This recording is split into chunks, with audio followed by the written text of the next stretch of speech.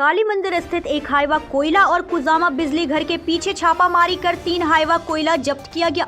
लगभग 100 टन कोयला जब्त किया। वहीं छापामारी की भनक लगते ही घटना स्थल से कोयला चोर गैंग भागने में सफल रहे।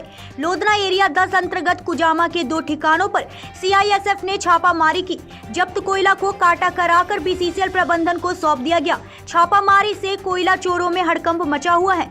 सूत्रों की माने तो कोयला चोरों द्वारा एक सिंडिकेट बनाया गया है, जिसमें सफेद पोस्ट के साथ कुछ लोगों को मिली भगत से कोयला तस्करी को अंजाम दिया जाता है।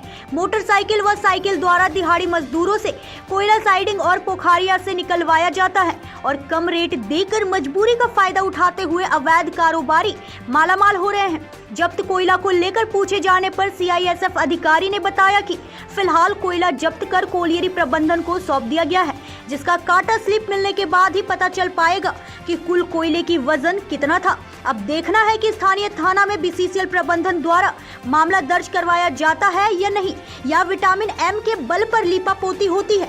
कोयला चोरी पर क्या है प्रदेश के नेताजी के बोल, देखिए रिपोर्ट। लोधना से अमित कुमार की रिपोर्ट।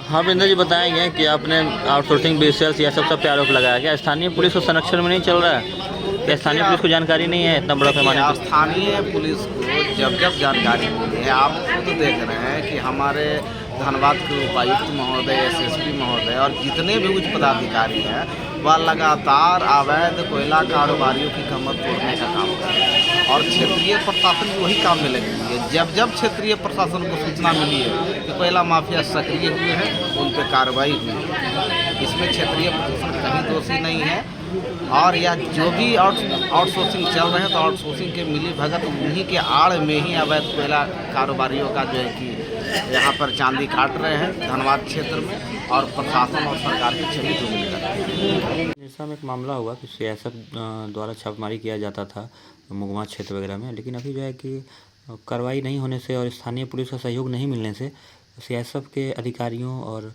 गार्ड में और जो भी उनके सेना के जवान हैं उनको दिक्कत हो रहा है, मतलब मनोबल टूट गया है। इस पर क्या कहना है आपका? CISF एक बहुत ही सशक्त पुलिस फोर्स है हमारे देश की।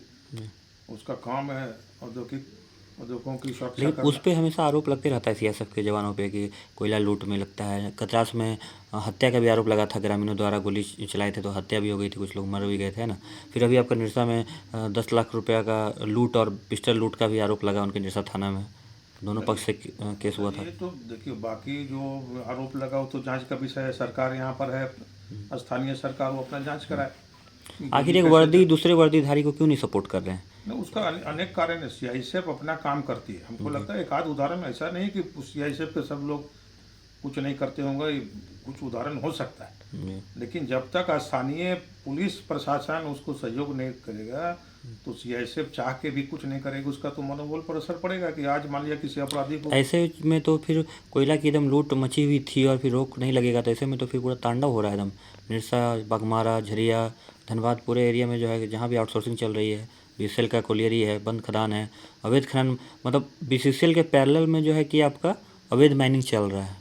अभी तो लूट मचा हुआ है, तो खनिज पदार्थों का लूट इससे पहले कभी आज तक इतना नहीं देखा गया था। खुलेआम आप धनबाद जैसे शहर में देखिएगा, आप सुबह किसी रोड में निकलिए, साइकिल वाला को देखिएगा, सैकड़ों साइकिल प्रशासन के नाक के नीचे से जा रहा है। तो अगर CISF किसी को पकड़े तो उसको भी तो स्थानीय प्रशासन को ही देना है जी। और प्रशासन अगर उसको सहयोग नहीं करेगा तो उसका मनोबल पर हो सकता है कि असर पड़े। ऐसे हमको लगता है कि CISF बहुत सक्षम पुलिस बल है, वो अपना काम तो करती है ईमानदारी से। ऐसे भी अभी पार्टी क्या करेगी? आने वाले समय में क्या रणनीति तैयार कर रही है हमारी पार्टी? ये बालू के ऊपर तो बहुत जोरदार आंदोलन हम लोग करने वाले हैं। अभी कल ही बैठक हो रही थी, अभी दिसंबर में इस पर हम लोग बहुत, इस कोयला लूट पे और कोयला लूट पर भी अनेक बार सरकार का ध्यान में हम लोग डाले हैं इसको।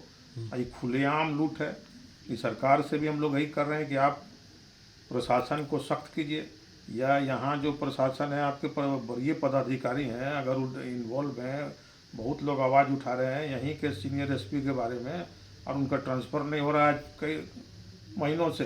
वो बैठे हुए अपना प्रमोशन तक नहीं ले रहे हैं, DIG बन गए फिर भी SSP के पद पर ही बैठे हुए हैं। क्या कारण है भाई बैठे हुए यहाँ पर? और उनके रहते हुए जो तांडव मच रहा है लूट, ये आज तक धनबाद के इतिहास में कभी नहीं देखा गया। चलिए, परिचय देंगे सर अपना, क्या नाम है? मेरा नाम